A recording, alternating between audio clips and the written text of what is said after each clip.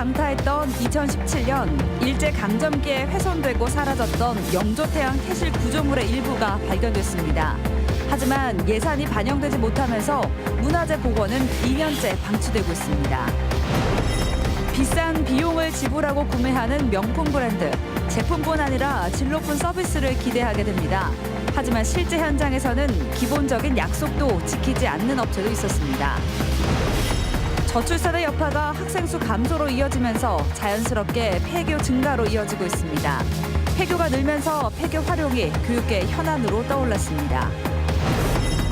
국내 화훼 기반은 갈수록 위축되고 있는 가운데 충북의 농가 수도 35% 감소했습니다. 하지만 남은 농가들은 대형화와 다품목 생산을 통해 경쟁력을 키우고 있습니다. 여러분 안녕하십니까. CJB 8시 뉴스 시작합니다. 몇 해 전 청주에 물난리가 났는데 일제강점기에 훼손되고 사라졌던 영조대왕 태실 구조물의 일부가 개울 바닥에서 발견됐습니다. 당연히 원형을 복원해야겠죠. 그런데 문화재청의 예산 타령에 아직도 그대로 방치돼 있습니다. 청주시청 본관 존치 결정 같이 말품 파는 데도 의미 있지만 제발 이런 곳에 돈 좀 썼으면 좋겠습니다. 구준회 기자입니다. 청주시 낭성면에 있는 충청북도 지정기념물 69호 영조대왕 태실입니다. 일제는 조선왕조의 위엄을 말살하기 위해 1928년 태양아리를 꺼내고 태실을 무참히 훼손했습니다. 이후 1982년 나뒹굴던 성물 일부를 주민들이 발견하고 대구 골동품점에 있던 거북상을 되찾아 현재 모습으로 복원했습니다. 하지만 팔각의 옥계석은 사라지고 상당수 부재도 새로 만들어야 했습니다. 일제가 태실이 있던 땅까지 팔아버리면서 복원된 태실은 원래 자리에서 250m가량이나 떨어져 세워졌습니다. 그런데 기적 같은 일이 벌어졌습니다. 최악의 물폭탄이 강타했던 2017년 행방이 묘연했던 성물 상당수가 근처 계곡에서 모습을 드러낸 겁니다. 첫눈에 당초 태실에 썼던 부재임을 알 수 있습니다. 훼손된 지 90여 년 만에 원형을 복원할 수 있게 됐지만 어찌된 일인지 2년 가까이 방치되고 있습니다. 문제는 예산입니다. 청주시가 본래 태실터와 부재 발견지를 발굴하겠다며 문화재청에 수차례 예산을 신청했지만 순위에 밀려 반영되지 못하고 있는 겁니다. 이것을 빨리 발굴해서 복원하지 않으면은 올해 비가 왔을 경우에는 묻히고 유실되고 하면 이 소중한 문화유산을 그냥 그대로 잃어버리는. 일제에 철저히 훼손되고 수모를 당했던 소중한 우리 문화재가 이제는 후손들의 무관심 속에 방치돼 있습니다. CJB 뉴스 구준혜입니다. 고가의 수입 명품 브랜드의 제품을 구매한다면 명품이라는 이름에 걸맞게 고객 서비스도 기대하게 되죠. 하지만 실제 현장에서는 수준 높은 서비스는커녕 기본적인 약속조차 지키지 않는 경우도 많습니다. 진기훈 기자입니다. 지난해 7월 고가의 수입 차량을 계약한 정모 씨. 하지만 10개월이 지난 지금까지 차량을 인도받지 못했습니다. 국토부의 승인이 나지 않았다는 게 업체 측의 이유였습니다. 정부에서 그거를 판매할 수 있는 인증을 해줘야 되는데 그게 인증이 끝나야지 등록할 수 있는 서류가 내려옵니다. 국토부에서 승인이 안 나서 미뤄지고 있다. 이 얘기 말고는. 하지만 국토부는 자신들과 관련이 없다는 입장입니다. 국토부 인증은 신분증입니다. 검사하는 것도 아니고 저희 일조입니다. 정 씨는 어렵게 업체 고객센터와 연락이 닿았지만 그저 기다리라는 말과 함께 출고 지연에 대한 명확한 이유는 알 수 없다는 황당한 답변만 돌아왔습니다. 수입 명품 브랜드라는 점에 신뢰를 가졌던 정 씨는 업체 측의 무성의한 태도에 분통을 터뜨립니다. 약속이라는 게 크든 작든 약속이 중요한 건데 약속을 못 지키고 있는 거가. 못 지키는 이유에 대해서 차후에도 설명이 전혀 못한다는 것이. 지난 16일 남편 선물로 백화점에 입점된 수입 명품 브랜드 시계를 구매한 이모 씨는 다음 날 환불을 요청하러 갔지만 거절당했습니다. 사용하지 않은 상품이라도 매장을 나가는 즉시 교환과 환불은 안 된다는 본사 규정이 이유였습니다. 저도 가능한 부분이라면 도움을 드렸겠죠. 진행을 해드렸겠죠, 고객님. 여러 차례 본사로 확인을 했던 부분이고 저도 안 되기 때문에. 백화점의 경우 제품을 구입한 뒤 일정 시간이 지나도 제품 하자가 없을 경우 교환이나 환불을 해주는 관행이 있고 명품 브랜드의 고객 서비스라는 측면에 기대해봤지만 본사 규정 앞에서는 소용없는 일이었습니다. 믿고 산 거예요. 명품이고 그러다 보니까 서비스 제공도 어느 정도 있을 거라고 저는 생각을 하고 명품이라는 이름을 내세운 고가 수입 브랜드들, 이름에 걸맞는 수준 높은 소비자 보호도 필요합니다. CJB 뉴스 진기훈입니다.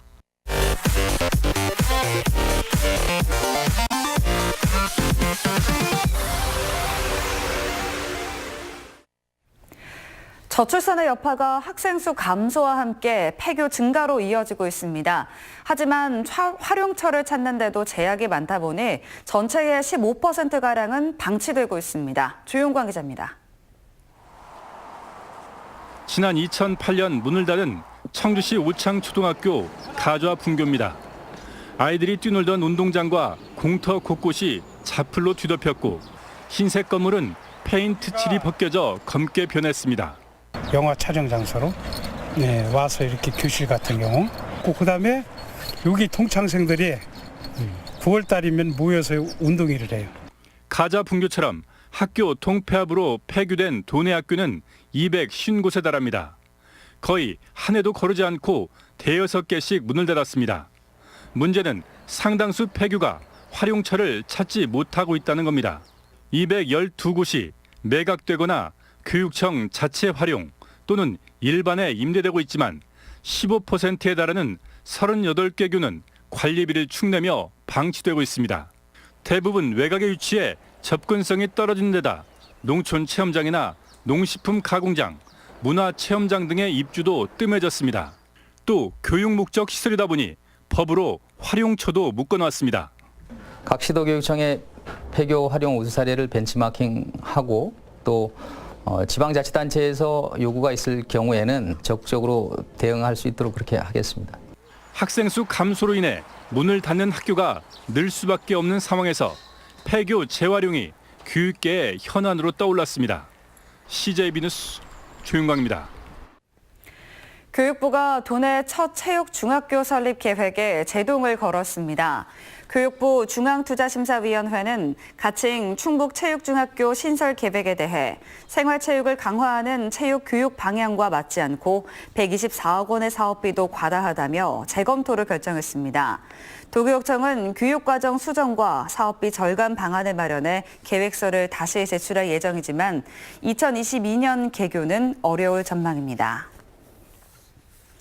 SK하이닉스의 올해 1분기 매출과 영업이익이 10분기 만에 최악의 실적을 기록했습니다. SK하이닉스의 올 1분기 매출액은 6조 7천억 원, 영업이익은 1조 3천억 원으로 전분기보다 각각 32%, 69%가 급감했습니다. SK하이닉스는 낸드플래시의 경우 수익성 개선에 집중할 것이라며 청주 M15 공장의 제품 양산을 당초 계획보다 늦추겠다고 밝혔습니다. 5월 황금 시즌을 앞두고 화훼업계에 모처럼 화색이 돌고 있습니다.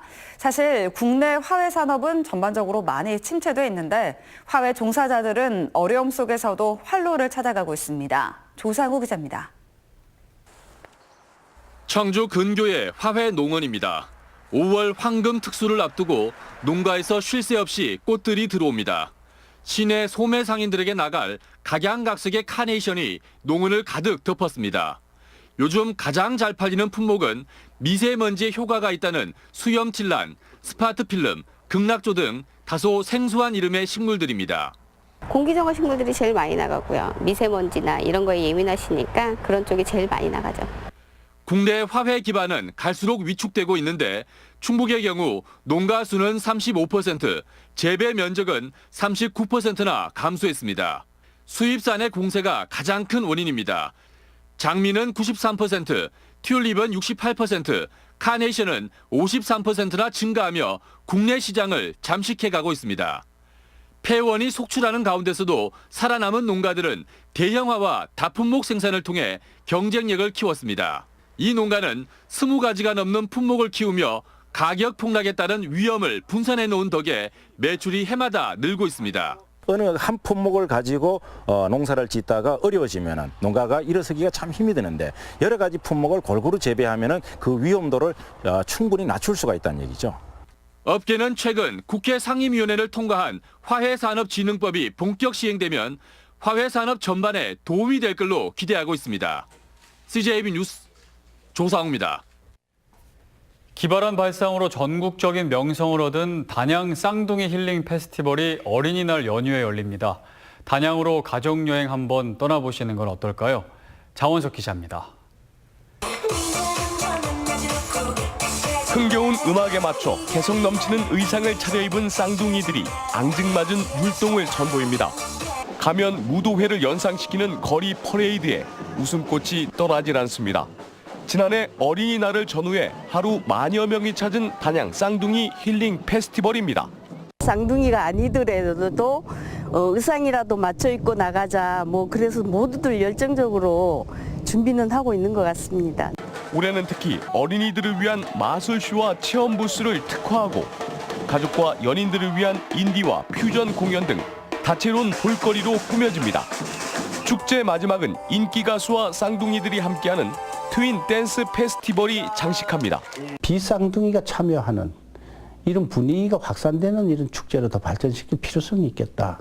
이렇게 생각을 하고 올해는 퍼레이드 중심으로 좀 하려고 노력을 하고 있습니다. 쌍둥이 축제를 시작하면서 인구 3만의 단양구는 관광객 1000만 시대를 열었습니다. 하늘길인 스카이워크와 국내 최대 민물고기 아쿠아리움, 수양계 빗터널도 손님 맞을 채비를 마쳤습니다. 축제 참가자들에게는 숙박과 관광 요금이 최고 50%까지 할인됩니다. 올해 쌍둥이 힐링 페스티벌은 어린이날 전인 다음 달 4일 단양 나루 공연장 일원에서 막을 올립니다. CJB 뉴스 장원석입니다. 중부권 12개 시군 시장 군수들이 중부권 동서횡단철도 조기 건설에 힘을 모으기 위해 모였습니다. 오늘 괴산 성불산 휴양림에서 열린 시장 군수협력체 회의에서는 청주공항 접근성 향상과 활성화를 위해 중부권 동서횡단철도의 제4차 구축계획 반영 등을 논의했습니다. 이 사업은 대통령 공약 사업에 포함돼 사전 타당성 용역비 3억 원이 확보된 상태로 사전 타당성 조사가 진행 중입니다. 논란을 빚었던 유치원 입학관리 시스템 처음 학교로 미가입 살인 유치원들에 대한 지원이 재개됩니다.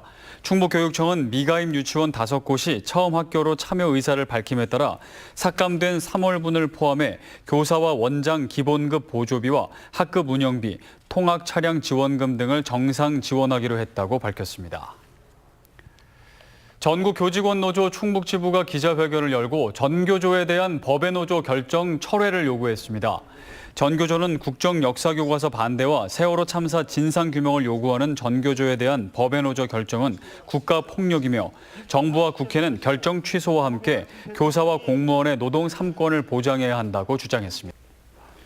이상으로 CJB 8시 뉴스를 모두 마칩니다. 시청해주신 여러분 고맙습니다.